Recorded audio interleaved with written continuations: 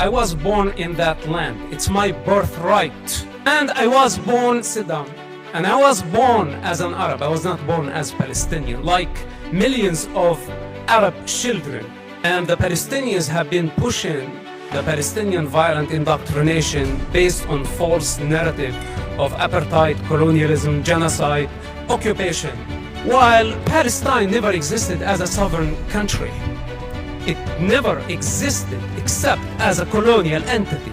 And the joke on the Palestinians that they actually claim to be indigenous of the land, fighting against colonialism, while they choose a colonial entity as their national identity. How pathetic is that? I find it really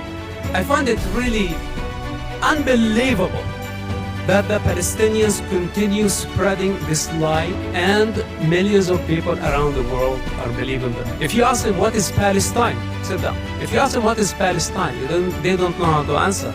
If you ask them what makes a Palestinian Palestinian, they don't know how to answer. Stop, interrupt me, sit down. We heard you. Sit down. Stop, interrupt me. And listen.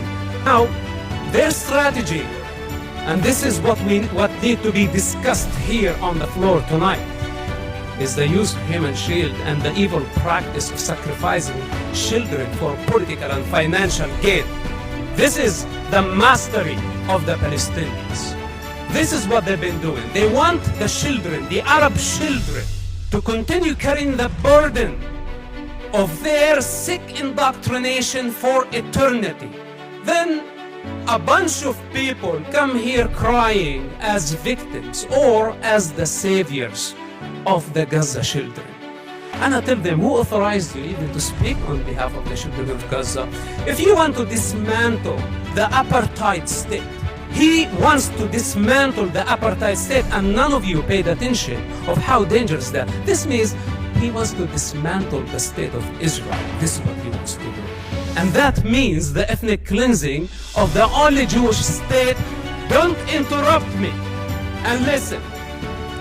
What he wants to wipe out a nation, the most ancient nation in the Middle East, the most authentic nation in the Middle East, the only Jewish state on the planet, and he wants from the children of Gaza to do the job on his behalf, on behalf of his political ambition.